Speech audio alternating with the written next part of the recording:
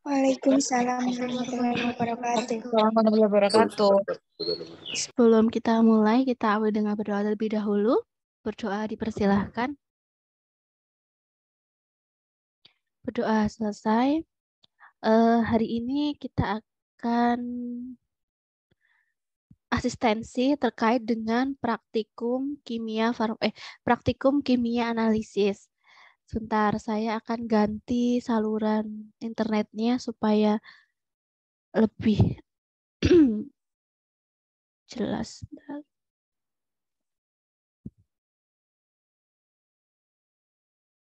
Ya, sebelumnya akan saya sharekan untuk tata tertibnya. Ini adalah tata tertib praktikum kimia analisis. Untuk jadwalnya sudah ada di RPS, ya. Kaitannya dengan jadwal praktikumnya kapan mulainya. Ntar saya cek RPS-nya dulu lagi.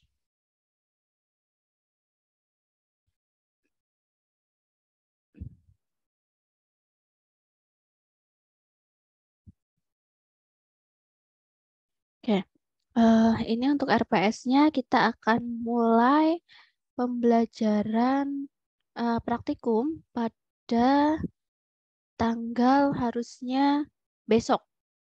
Ya enggak?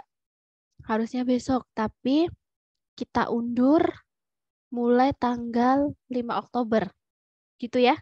Jadi nanti selanjutnya juga yang 5 Oktober akan mundur ke 12 Oktober. Tuh. Dan seterusnya. Gitu ya. Jadi ini jadwal praktikumnya mundur, yang harusnya besok kita sudah mulai praktikum, tapi kita mundur 1 minggu.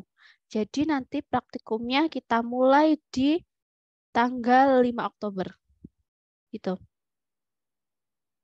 Oke, jadi untuk praktikumnya, untuk praktikum yang pertama kita akan mengidentifikasi kandungan obat secara kualitatif. Itu yang awalnya tanggal 28 September, 29 September, dan 1 Oktober itu akan mundur ke tanggal 5 Oktober, 6 Oktober, 7, dan 8 Oktober. Sedangkan yang tadinya kita praktikum analisis kation pada tanggal 5 Oktober, 6 Oktober, dan selanjutnya mundur menjadi tanggal 12 Oktober, 13, 14. Itu ya, dan 15. Kemudian untuk praktikum analisis anion, yang tadinya tanggal 12, 13, 14, 15 Oktober, itu akan diundur menjadi tanggal, sebentar saya cek tanggalan dulu, 12. Menjadi tanggal 19, 20, 21, dan 22. Paham sampai di sini? Ya? Oke, biar nggak bingung, langsung saya ganti saja tanggalnya. Ini tanggal 5 Oktober harusnya. Sebentar. Ini saya ganti saja biar nggak bingung. Ini 5 Oktober ya, yang harusnya besok pagi. Saya jadi 5 Oktober. Oke, kemudian yang ini. Yang 5 Oktober mundur menjadi 12 sampai 15.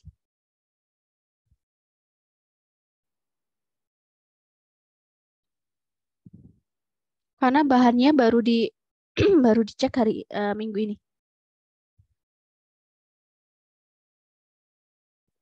Oke, berarti yang tanggal ini mundur.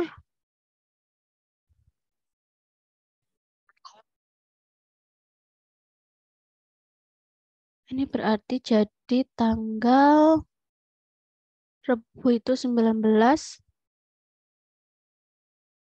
20, 21, dan 22. Paham nyampe sini? Diundur ya. Jadi mundur 1 minggu sampai dengan analisis anion. Nah, kemudian nanti kita tidak praktikum sampai dengan setelah UTS. Ya, nanti setelah UTS baru kita akan praktikum pada tanggal 30 November, 1 Desember, 2 Desember, dan 3 Desember, dan seterusnya. Gitu. Paham sampai di sini ya untuk mulai praktikumnya. Berarti minggu depan kita akan mulai praktikum untuk analisis pendahuluan obat. Oke. Nah, sebelum praktikum minggu depan, maka hari ini akan saya jelaskan mekanisme praktikum kimia analisis selama 1 semester ke depan. Oke, kelihatan tata tertibnya? Kelihatan ya? Kelihatan, Bu. Oke. Praktikan wajib hadir 10 menit sebelum praktikum dimulai. Keterlambatan sejak praktikum dimulai, saya tidak akan bilang terlambat 15 menit, 10 enggak. Keterlambatan sejak praktikum dimulai, praktikum dianggap tidak hadir. Sehingga tidak boleh terlambat ketika praktikum. Ya. Pokoknya ketika saya udah ngucapin salam gitu, atau Pak Galih sudah mengucapin salam, atau asistennya sudah memulai mengucapkan salam, ya, kemudian kalian terlambat, silahkan tutup pintu dari luar. Ya, jadi tidak ada toleransi terlambat 10 menit, terlambat 5 menit, terlambat 15 menit. Apa? Jadi praktikan wajib hadir 10 menit sebelum praktikum dimulai. Keterlambatan sejak praktikum dimulai, praktikum dianggap tidak hadir. Kemudian, yang pertama, jika berhalangan hadir, praktikan harus dapat memberikan keterangan tertulis dan resmi terkait dengan alasan ketidakhadirannya. Kalau misalkan tidak hadir karena sakit, silakan menunjukkan surat sakit dari dokter, mau itu rawat jalan maupun rawat inap. Silakan menunjukkan surat keterangan.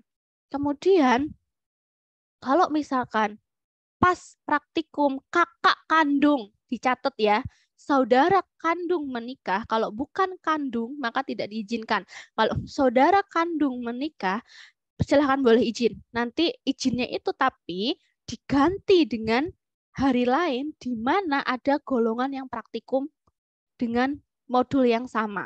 Kalau sudah nggak ada yang praktikum dengan modul yang sama, maka tidak ada namanya praktikum susulan.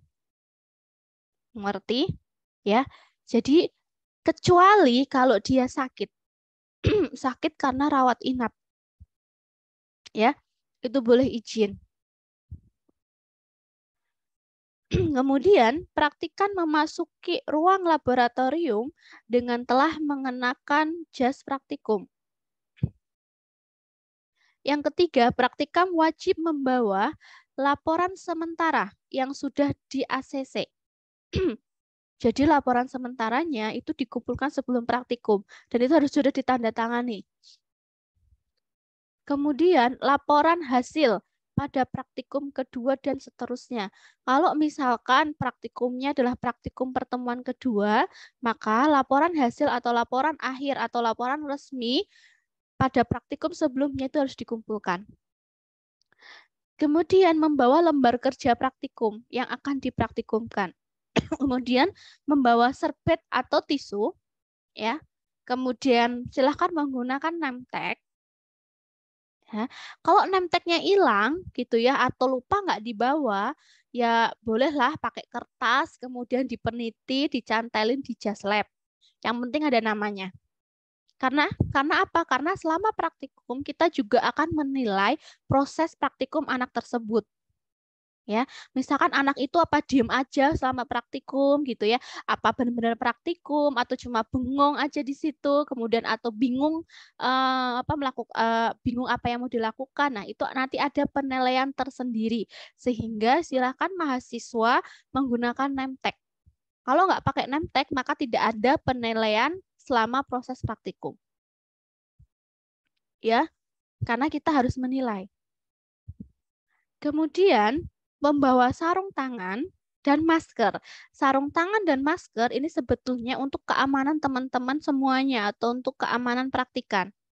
Gitu, karena kita bermain dengan bahan-bahan yang mungkin sifatnya korosif, mungkin sifatnya iritasi, mungkin dia mudah meledak, atau mungkin bahan yang mudah terbakar gitu. Sehingga amannya pakai sarung tangan atau mungkin dengan bahan-bahan yang beracun.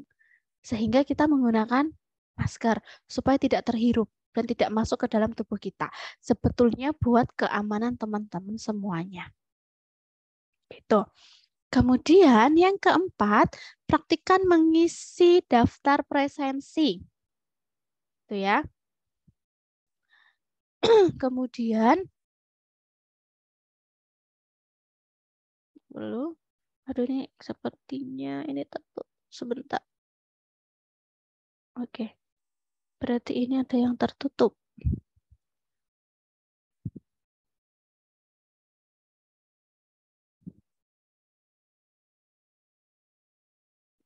Enggak perlu berarti.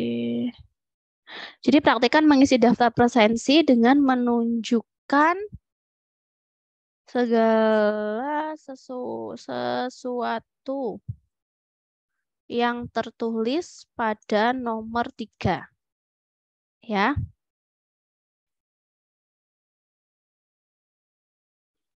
Sanksi terhadap pelanggaran tata tertib nomor 1 sampai dengan 3 adalah tidak diperbolehkan mengikuti praktikum pada hari itu.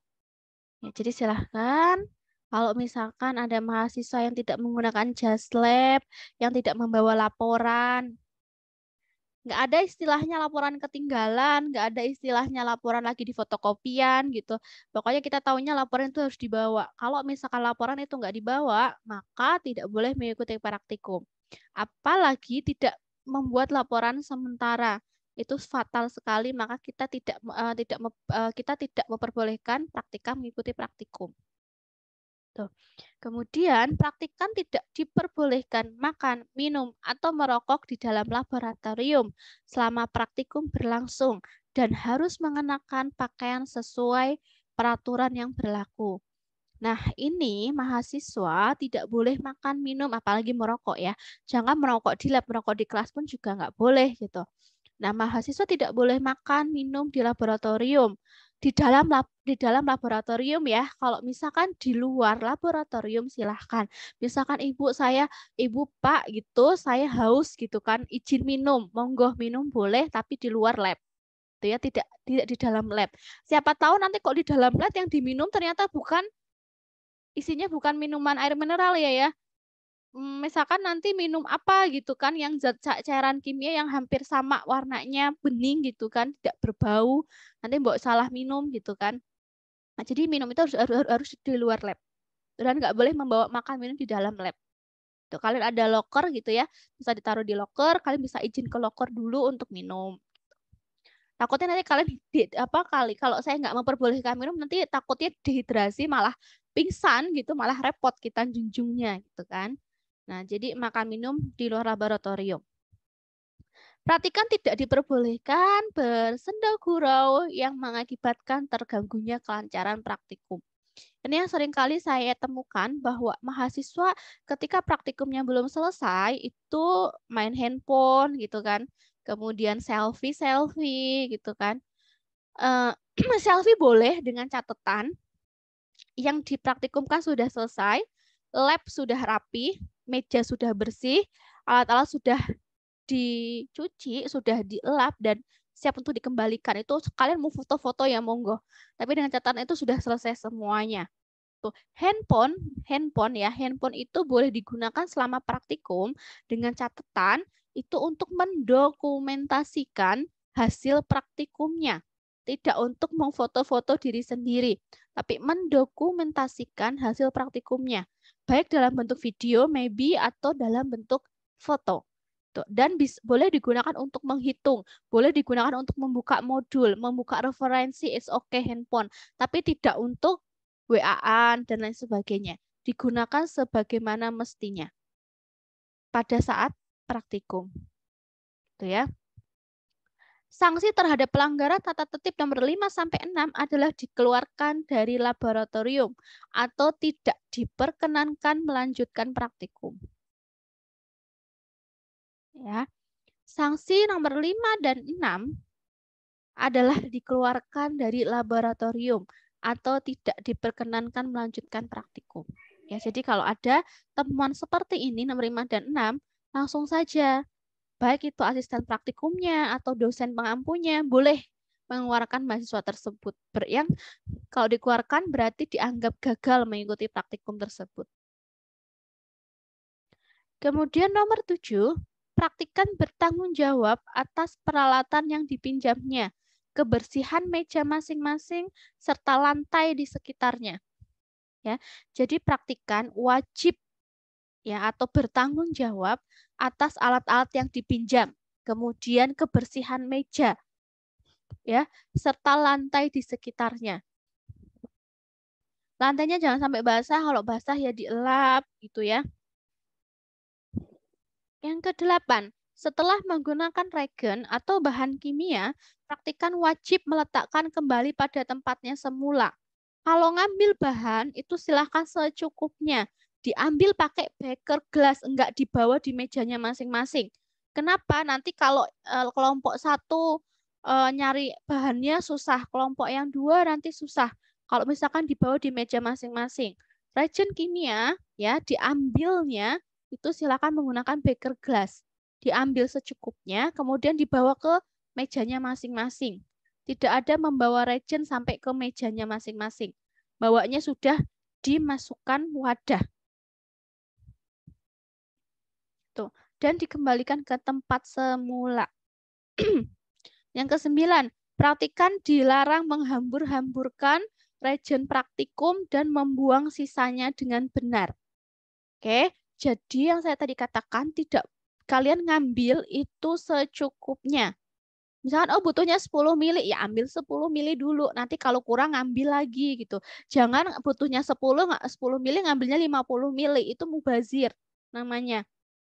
Belum lagi nanti kalau misalkan bahan itu terkontaminasi dengan bahan yang lainnya, itu udah nggak bisa dipakai lagi. Ya, jangan menghambur-hamburkan regen praktikum. Karena regen itu mahal teman-teman harganya. Setiap kali praktikum, ya setiap 1 semester kita bisa membeli bahan habis pakai itu sekitar 200 juta. Kalau teman-teman tahu. BHP farmasi itu setiap semester ya. Setiap semester bukan setiap tahun itu hampir 200 juta. Ya, jadi tolong jangan menghambur-hamburkan regen praktikum. Ambillah secukupnya.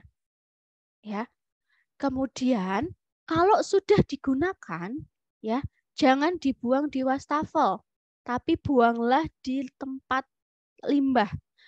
Setiap laboratorium itu disediakan 1 jirigen besar, di mana jirigen tersebut gunanya adalah untuk membuang sisa bahan kimia.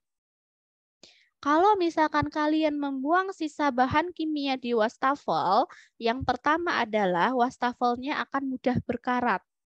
Yang kedua, itu saluran airnya, itu saluran air yang belum dibuat khusus.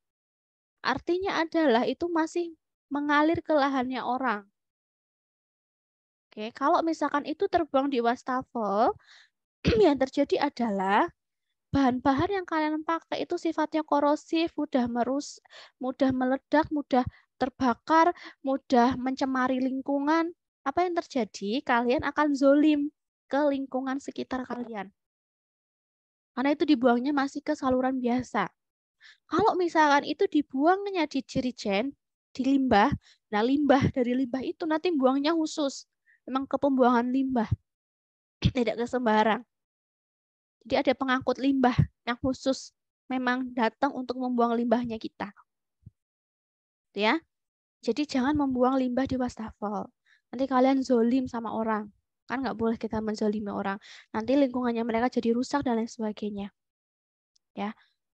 Kemudian yang ke-10, jika akan meninggalkan ruang laboratorium, praktikan wajib meminta izin kepada dosen jaga atau asisten praktikumnya. Misalkan Pak, Bu, Mas, nggak ada Mas, Mbak gitu kan. Saya mau izin keluar dulu, saya mau ke kamar mandi atau mau minum dulu gitu. Pokoknya harus izin. Jangan tiba-tiba menghilang. Kalau misalkan ketika nge-lab itu dalam keadaan sakit dia bilang gitu. Misalnya nggak enak badan atau bagaimana gitu. Kan izin lah. Yang ke-11, praktikan melakukan analisis sesuai bagiannya masing-masing. Mencatat hasilnya pada lembar kerja praktikum, serta memintakan ACC pada dosen jaga atau dosen pengampunya. Yaitu pada waktu apa ketika minta ACC setelah selesai analisis kualitatif atau setelah selesai orientasi pada analisis kuantitatif. Nah, ketika kalian praktikum titrasi, analisis kadar menggunakan metode titrasi atau volumetri, itu kan melakukan orientasi dulu, ya kan, sebelum melakukan perlakuan atau replikasi. Nah, hasil orientasi itu harus dikonsultasikan dulu ke dosen yang jaga. Apakah hasil orientasi ini dapat dilanjutkan ke tahapan replikasi atau percobaan, atau kita ulang lagi orientasinya dengan volume buret yang berbeda, misalkan kayak gitu, ya. Jadi harus ACC dulu setelah hasil orientasinya. Nah, yang ketiga, ACC dilakukan atau dimintakan setelah selesai seluruh acara praktikum atau kegiatan praktikum, termasuk perhitungan kadar dan penarikan kesimpulan. Tuh. Ya, ini ACC-nya 3 ini. Kemudian, sanksi terhadap pelanggaran tata tertib nomor 7 sampai dengan nomor 11 di atas adalah pengurangan nilai kedisiplinan selama praktikum. Kalau misalkan ada yang dilanggar dari nomor 7 sampai dengan 11, maka sanksinya adalah pengurangan nilai kedisiplinan selama praktikum. Tuh ya.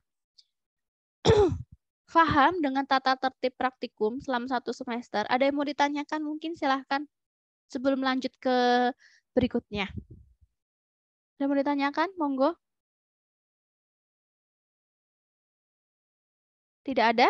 Oke. Kalau tidak ada, saya akan melanjutkan. Ini harus benar-benar diperhatikan. Kok nggak diperhatikan, nanti tiba-tiba dosennya mengeluarkan mahasiswa, terus jangan sampai nggak terima dikeluarkan. Karena dari awal sudah saya jelaskan tata tertib beserta sanksinya. Ya, kalau ada yang nggak terima dikeluarkan, laporkan ke saya. Nggih, Pak Galih dan asisten. Kalau ada yang nggak terima, misalkan bersendaguro kemudian disuruh keluar, loh kok saya disuruh keluar gitu kan? Kan ketika asistensi sudah dijelaskan. Ya. Oke, untuk praktikum kimia analisis nanti saya ditemani oleh 3 orang. Yang pertama nanti saya akan dibantu oleh Pak Galih, dosen teknik industri. Tekan kemarin kita sudah bagi untuk kelas apa ya Pak Galih ya, saya agak lupa Pak Galih itu pegang kelas apa untuk kimia analisis. Lupa saya. Untuk kimia analisis saya megang kelas B semua, Bu. Oh ya, oke. Ya. B1 dan B2. Oh, B1 dan B2. Ya, berarti nanti kelas A, A1 dan A2 nanti dengan saya, sedangkan B1 dengan B2 nanti dengan Pak Galih. Ya. Oke, ingat kelas A, golongan A1 dan A2 dengan saya, nanti B1 dan B2 dengan Pak Galih. Asistennya siapa? Mas Hanif sama Mbak Siti Khairiyah, bukan ya? Iya, Bu. Oke. Iya, Bu, betul, Bu. Iya, sama Mbak Siti Khairiyah ya. Ya, Mas Galih, Pak Galih asistennya Mas Hanif sama Mbak Siti Khairiyah untuk kimia analisis. Siap, Bu. Ya. Kemudian selanjutnya saya akan menjelaskan terkait dengan keamanan dan keselamatan kerja di laboratorium. Ini karena kita praktikum kimia analisis ya, gitu kan. Ketentuan di bawah ini harus dipatuhi praktikan untuk keamanan dan keselamatan bersama dengan berhati-hati dalam setiap tahapan kerja di laboratorium. Yang pertama, rencanakan percobaan yang akan dimulai sebelum memulai praktikum. Nah, sehingga nanti mahasiswa secara individu membuat laporan sementara setiap akan praktikum. Ya.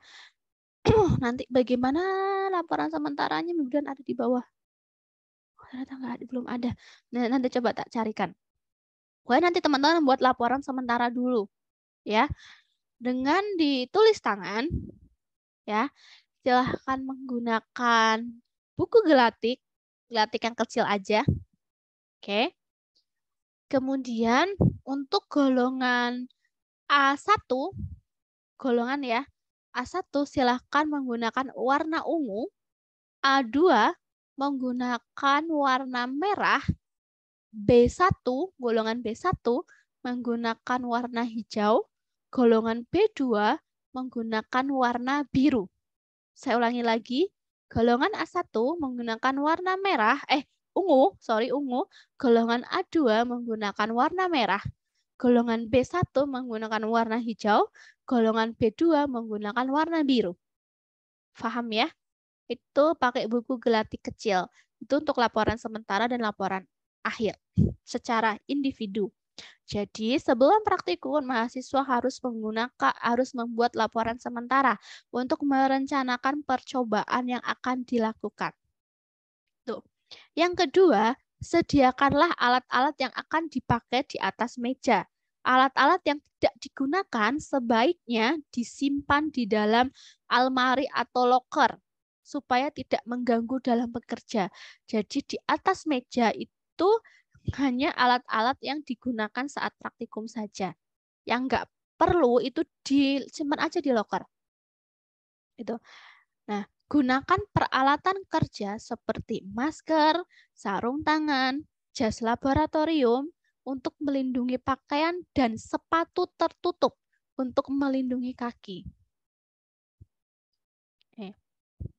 Zat yang akan dianalisis disimpan dalam tempat tertutup agar tidak kena kotoran yang mempersulit analisis.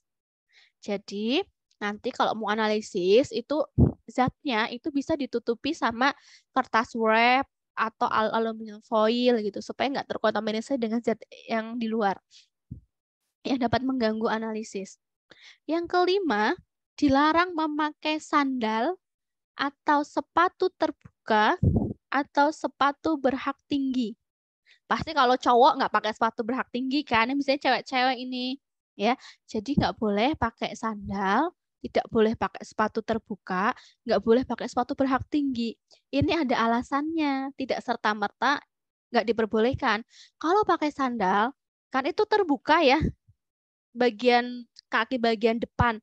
Nah, kalau misalkan ketetesan zat kimia yang berbahaya, yang dia iritan atau mudah terbakar, gitu, jatuh di kaki, wah kakinya bisa melempuh, gitu kan? Bisa melepuh ya nggak? Kalau pakai sandal, pakai sepatu terbuka juga sama, gitu. Nah, pakai sepatu berhak tinggi kalau kepleset, nah sudahlah selesai, gitu kan? Jadi tolong pakailah sepatu yang nyaman dan tertutup. Hindari kontak langsung dengan bahan kimia. Kontak langsung itu bukan berarti kalian nggak berani pegang bahan kimia loh ya. Nanti mentang-mentang nggak boleh kontak langsung terus nggak mau pegang. Nanti gimana praktikumnya kalau nggak mau pegang? Maksudnya nanti pakai masker gitu loh teman-teman. Pakai masker ketika ngambil, jangan langsung diambil. Apalagi yang zat-zat asam basa kuat. Asam basa kuat itu bersifat iritatif. Jadi kalau misal ngambil langsung pakai tangan tanpa ada sarung tangan, nanti tangannya bisa gatel-gatel. Ya, bisa gatel-gatel tangannya nanti. Kemudian yang ketujuh, hindari menghisap langsung uap bahan kimia. Nggak boleh mencium langsung begini loh. Itu nggak boleh. Ada caranya. Kalau mau menghirup itu begini. Gitu. Jadi nggak boleh langsung di atas botolnya dicium gini. Itu nggak boleh. Jadi harus kita pakai tangan diginikan. Baru kecium. Jadi nggak boleh langsung cium di atas tutup botol. Hindari menghisap langsung uap bahan kimia, tetapi kipaslah uap tersebut dengan tangan ke muka Anda. Gitu. Dilarang mencicipi atau mencium bahan kimia kecuali ada perintah khusus. Nah, ini nggak boleh kalau nggak ada perintah khusus untuk membau atau membau atau mencicipi ya jangan dicicipi. Nanti kalau dicicipi asam sulfat pekat, wah kebakar nanti bibirnya. Kalau misalkan mencicipi paracetamol, N-adiklo, kemudian vitamin C itu boleh kan, karena kita kan pemeriannya itu bau, rasa, warna gitu kan. Kalau obat-obatan. Nah, kalau yang jelas kalau boleh mencicipi atau mencium ketika memang ada perintah khusus. Kalau enggak usah dicoba-coba. Ya. Yang ke-9, bahan kimia dapat bereaksi langsung dengan kulit menimbulkan iritasi berupa pedih atau gatal. Ini makanya harus pakai sarung tangan. Yang ke-10, baca label bahan kimia sekurang-kurangnya 2 kali untuk menghindari kesalahan. Tolong dibaca asam pekat apa asam encer. Jangan pakai asam sulfat encer atau yang dipakai asam sulfat pekat. Yang dipakai NaOH encer atau NaOH tok. Yang dipakai asam klorida pekat atau asam klorida encer. Itu perlu diperhatikan. Betul. Ya. Kalium kromat apa kalsium kromat, kan gitu. Jadi dibaca sampai 2 kali. Yang ke-11, pindahkan sesuai dengan jumlah yang diperlukan. Jangan menggunakan bahan kimia berlebihan. Jangan mengembalikan bahan kimia ke dalam botol semula untuk mencegah kontaminasi. Nah, ini korelasi nomor 11 dan nomor 12 bahwa ambil bahan kimia itu secukupnya karena yang sudah diambil tidak perlu dikembalikan lagi. Itu untuk mencegah kontaminasi. Ya, sehingga kalau butuhnya 10 mili diambil 10 mili dulu. Kalau misalkan kurang, nanti baru ngambil lagi. Gitu. Itu lebih baik, itu alangkah lebih baik ketimbang kalian ngambil banyak sekalian terus dikembalikan lagi, itu nggak boleh. Karena kan kita nggak tahu itu yang sudah diwadahi di dalam beker gelas kalian atau wadah kalian itu sudah terkontaminasi dengan yang lain atau belum. Siapa tahu nanti pipet tetesnya dipakainya bergantian gitu kan. Itu kan resiko kontaminasi. Biasakanlah mencuci tangan dengan sabun dan air bersih, terutama setelah melakukan praktikum. Dalam makan, minum, rokok udah ya tadi ya. Yang ke-15, jagalah kebersihan meja praktikum. Apabila meja praktikum basah, segera keringkan dengan lap. Tuh. Ya, jadi kalau meja praktikum basah tuh dikeringkan pakai lap, langsung dilap. Jangan nunggu banjir gitu kan. Nah, dilap. Terus 16, hindarkan dari api bahan-bahan yang mudah terbakar seperti ether, kloroform, dan teman-teman yang lainnya. Yang ke-17, hati-hati dalam menggunakan bahan-bahan yang dapat menimbulkan luka bakar seperti asam-asam pekat dan basa-basa kuat serta oksidator kuat. Nah, kalian harus hati-hati ketika menggunakan asam-asam pekat, basa-basa kuat, dan oksidator kuat. Karena di dalam kimia analisis, kalian akan selalu bertemu dengan namanya asam-asam pekat, basa-basa kuat, dan oksidator kuat. Tapi jangan takut gitu kan. Asalkan kita hati-hati ketika melakukan, kemudian menggunakan sarung tangan, menggunakan masker, menggunakan jas lab, menggunakan sepatu tertutup dan lain sebagainya, insya Allah aman. Jadi ini kembali ke diri kalian sendiri. Yang ke-18, percobaan dengan penguapan menggunakan asam-asam kuat dan menghasilkan gas-gas beracun dilakukan di almari asam. Kita punya almari asam. Kalau nguapin, bakarin gitu kan, asam-asam kuat atau yang menghasilkan gas beracun itu dilakukan di almari asam. Tapi juga perlu diingat di dalam lemari asam dipastikan nggak ada bahan-bahan yang mudah terbakar. Tuh. 19. Jangan memanaskan zat dalam gelas ukur atau labu ukur. Memanaskan zat pakainya apa? Tabung reaksi, cawan por, selin gitu ya, tergantung perintahnya. Jangan memanaskan zat menggunakan gelas ukur maupun labu ukur. Ya, labu ukur itu untuk membuat seri konsentrasi. Ya, gelas ukur untuk mengambil zat sesuai dengan volumenya yang diminta, yang dimau. Nah, ini cara menetralkan asam atau basa apabila asam kuat atau basa kuat menempel di pakaian kalian. Asam pada pakaian bisa dengan amonia encer. Basa pada pakaian bisa menggunakan asam cuka encer kemudian amonia encer. Ini banglah. Kalau misalkan merusak kulit, gitu ya, dicuci dengan air kemudian diberi vaselin. Jadi kulit kalian yang terkena asam atau basa, asam kuat, basa kuat, kemudian zat-zat yang merusak kulit, yang kena kulit gitu ya, nggak sengaja. Langsung dicuci teman-teman, langsung dicuci di bawah air mengalir, kemudian habis itu diolesi dengan vaselin. Kita kan punya tuh ada vaselin di lab, langsung diolesi vaselin. Kalau misalkan ada asam basa jatuh ke lantai atau ke meja, itu langsung dilap, dicuci dengan air, kemudian dilap. Ya, terus jangan diabaikan begitu saja. Ya, jadi dibersihin pakai air kemudian dilap. Bila terjadi kecelakaan yang berkaitan dengan bahan kimia, laporkan segera pada dosen atau asisten yang jaga. Kalau misalkan terjadi kebakaran gitu kan, atau apa ada yang meledak, kemudian ada yang ketetesan asam basa kuat, gitu kan. Atau apapun itu langsung laporan aja. Jangan takut gitu kan karena saya menumpahkan misalkan gitu ya, kemudian terjadi hal-hal yang tidak diinginkan terus nggak lapor, itu salah. Kalau misalkan ada hal-hal yang terjadi ya di dalam laboratorium yang tidak diinginkan, langsung lapor ke dosen maupun ke asisten yang jaga sehingga bisa langsung ditangani. Jangan takut untuk melapor. Gitu. Oke. Ini adalah teknis-teknis yang dilakukan di laboratorium. Untuk tata tertib di lab, peminjaman alat di lab dan sebagainya nanti akan dijelaskan langsung oleh UPT Lab. Nanti akan ada waktu sendiri. Ngisi prosensi gimana caranya gitu kan?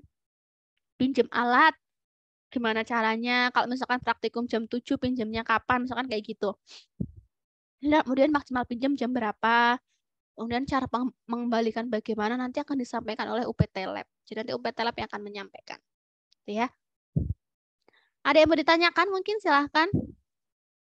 Sambil saya mencari susunan laporan praktikum. Silahkan kalau ada yang mau ditanyakan, monggo.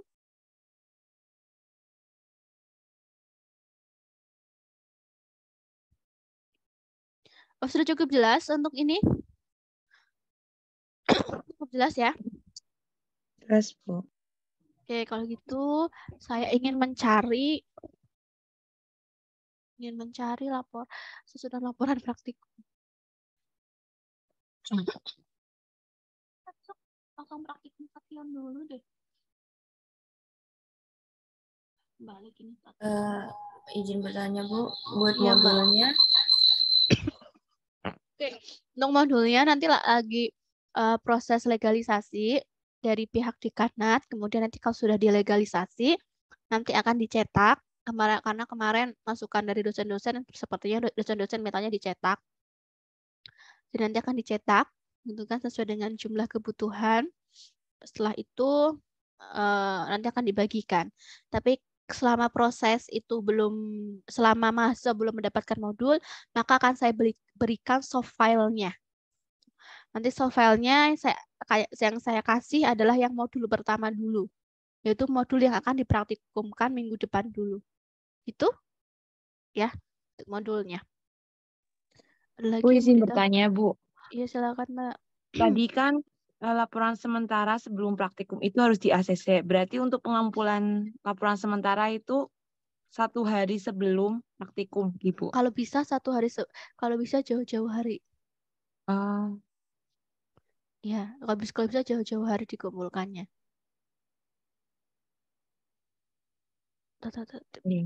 Ya, saya lagi mencari ini. Ada lagi nggak? Saya lagi mencari ini loh, apa namanya? Susunannya. Izin bertanya, Bu. Ya, silakan, Mas. Berarti Gibran jadi pindah A1 ya, Bu? Yoi, iya. Gibran DKK. Gibran siapa lagi ya? Gibran sama siapa lagi kemarin ya? Anindya, VB, Naila, Hana. Ya, itu. Jadi semuanya ya, Mas, nggak cuma Kim An ya. Kim An, Kim Or, siapa lagi? Ilmu resep, sama kognosi, semua pindah. Iya, Bu, siap. Ya, karena dua temanmu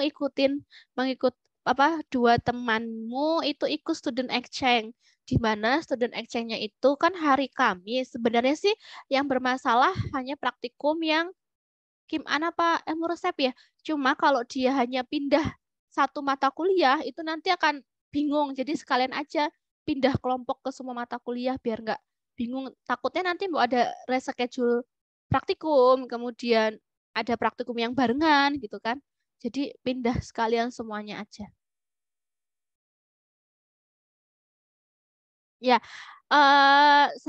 untuk susunan laporan sementara boleh ditulis ya. Laporan sementara itu ada cover halaman depan, ditulis ya, cover halaman depan, kemudian ada judul modul atau judul praktikum, kemudian ada tujuan praktikum, Ya. Kemudian ada tulis lah. Apalagi? Itu loh, apa namanya? Apa nih? Dasar teori. Ya, benar tuh. Sistematika laporan praktikum kimia analisis. Laporan sementara. Tadi apa? Cover ya.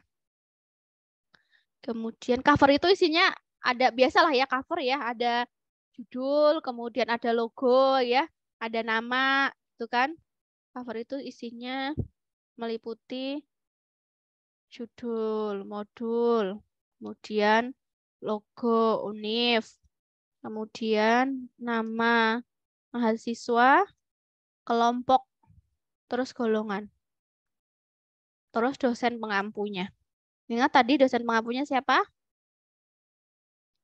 A1, golongan A1 dan A2. Itu ada saya.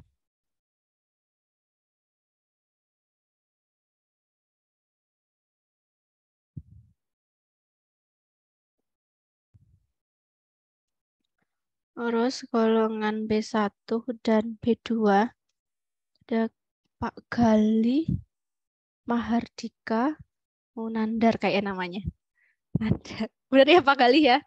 ST, MT. Ya, Bu, Ya. betul. MSC, Bu, bukan MT. Oh, MSC. Wah. Ya. Aduh, aku ngajuinnya salah berarti ya. Aduh. Ngajuin itunya ya. Aduh, salah lagi aku. Tak bilang Mbak Feni. Oke. Kemudian ada judul praktikum. Astagfirullahaladzim. Ini yang pertama cover ya. Cover kan di depan. Terus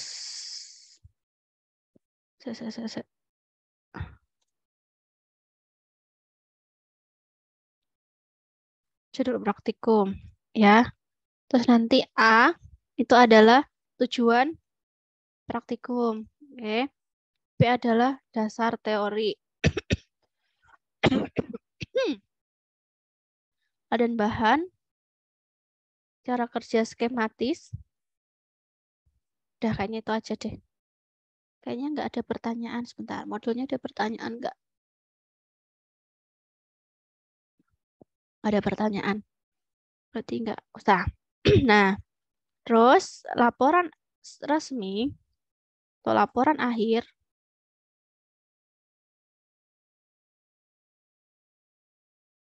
itu adalah laporan sementara. Jadi laporan itu susun laporan sementara. Sementara artinya ini sampai ini ya teman-teman ya. Nah, terus ditambahi dengan E. E itu adalah hasil praktikum.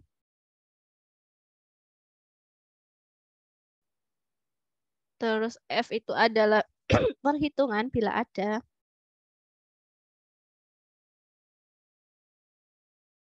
Yang ini adalah pembahasan. Terus kesimpulan.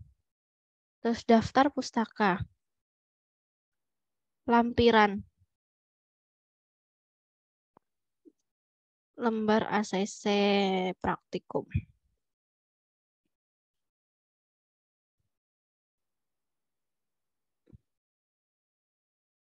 Ini ya hasil praktikum. Ya, ini dalam bentuk tabel dan gambar. Kalau ada gambarnya.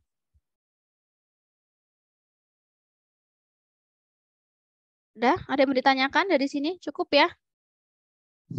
Izin bertanya, Bu. Iya, gimana? Untuk tempat tanda tangan dari dosen pengampu itu di sebelah mana ya, Bu? Tanda tangannya? Oh ya, lupa saya. Di bawah daftar pustaka. Ini ada ACC,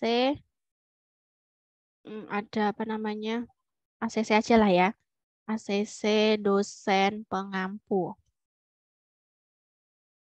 Tulisannya biasanya begini. dosen pengampu, koma gitu ya. Terus namanya. Ini ya teman-teman ya. Di paling pojok sana. Gitu.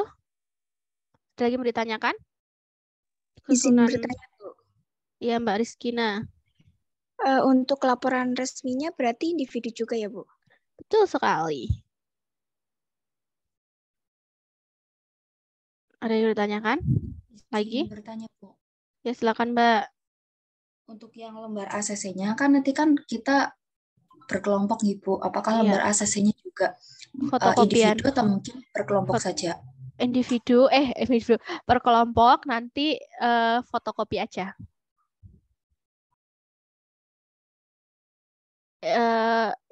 Kelompok tapi nanti difotokopi biar buat lampiran lampiran laporan akhir.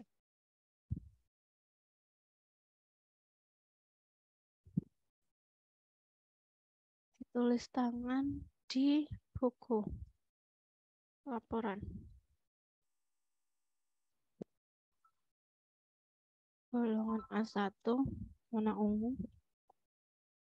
Golongan. Ada lagi ditanyakan sembari saya mengetik, silakan yang bertanya.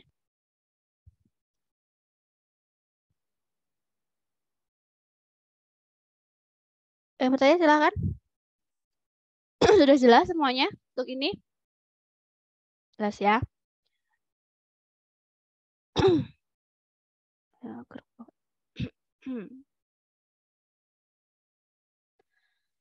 Sudah saya save, nanti akan saya share di Edu. Ada yang mau ditanyakan selain ini? Sudah cukup? Untuk si bukunya yang 100 atau yang 200 ya, Bu? 100 aja. Iya, terima kasih. Cukup? Ya, kalau sudah cukup nanti akan saya jelaskan mekanisme praktikumnya. Jadi untuk praktikumnya, sebelum praktikum itu kita akan melakukan pretest dan diskusi. Pretest dan diskusi praktikum yang akan dipraktikumkan bersama masing-masing dosen pengampunya sendiri. Tuh, misalkan A1, A2 nanti dengan saya, B1, B2 nanti dengan Pak Gali. Itu. Nah, pretestnya nanti akan dilakukan setelah diskusi. Linknya akan dibagikan oleh asisten praktikumnya. Kalau nggak Mas Hanif atau nggak Mbak Siti Khairiyah. Ya, jadi sekali lagi mekanisme praktikum, oke, itu sebelum praktikum, ya sebelum praktikum artinya H-1 di hari yang berbeda, ya sebelumnya itu dilakukan diskusi dulu berkaitan dengan apa yang akan dipraktikumkan. Kemudian yang kedua nanti pretest. Untuk link pretestnya akan diberikan oleh asisten praktikumnya, ya. Nah, kemudian baru nanti di hari berikutnya ya itu praktikum selama 150 menit sesuai dengan jadwalnya masing-masing. Oke, yang seperti biasa kita lakukan. Praktikum 150 menit ya di laboratorium kimia analisis. Oke. Setelah itu saat praktikum tadi tata tertibnya sesuai dengan tata tertib yang tadi. Kemudian jangan lupa minta ACC hasil praktikumnya. Kemudian dibawa pulang, dibuat laporan akhirnya atau laporan resmi. Nah, sebelum praktikum kedua, ya, sebelum praktikum selanjutnya, teman-teman akan melakukan diskusi lagi. Diskusi hasil praktikum sebelumnya, oke, diskusi hasil praktikum sebelumnya, dan diskusi praktikum yang akan dilakukan. Setelah itu, baru akan dilakukan pretest praktikum yang akan dilakukan. Paham sampai sini? Nah, baru hari berikutnya nanti kalian praktikum yang kedua selama 150 menit. Paham sampai sini? Kenapa seperti itu? Karena hitungan praktikum adalah seperti ini, teman-teman. 1 SKS praktikum itu sama dengan 1 SKS dikali 170 menit dikali 16 pertemuan. Harusnya kayak gitu. Ya. Harusnya 170 menit. Tapi yang kita gunakan adalah 100 menit tatap muka di lab, oke, plus 70 menit mandiri, artinya adalah diskusi, pretest, post-test, kali 16 pertemuan. Itu seharusnya. Ini harus paham perhitungan ini. Kalian tuh harusnya praktikum berapa sih? Tuh harus ngerti. Nah, ini PR saya kemarin ketika pas ditanya asesor, mahasiswa nggak ngerti perhitungan kayak gini. Jadi, harusnya 1 SKS kali 170 menit kali 16 kali pertemuan. Kita pakainya 100 menit tatap muka di laboratorium, ditambah dengan 70 menit itu mandiri, diskusi, pretest, post-test, ya itu kan di luar lab. 16 kali pertemuan. Berarti kan totally 1.600 tatap muka di lab. 1.600 menit ya. Tatap muka di lab. Paham nggak sini? Tapi yang kita lakukan setiap kali praktikum itu ada 150 menit dikali 8 pertemuan. Itu yang kita lakukan di laboratorium. Karena kan nggak mungkin kalau kalian praktikum hanya 100 menit kan? Nggak mungkin dong, nggak cukup kan pastinya. Uang 150 menit aja kadang nggak cukup. Ya nggak? Nah, sehingga kita bikin mekanisme 150 menit. Gitu. Ya. Kayaknya gitu deh kemarin perhitungannya. Oke, mungkin begitu ini yang bisa saya sampaikan. Terima kasih. Ada yang mau ditanyakan? Cukup? Tidak ada?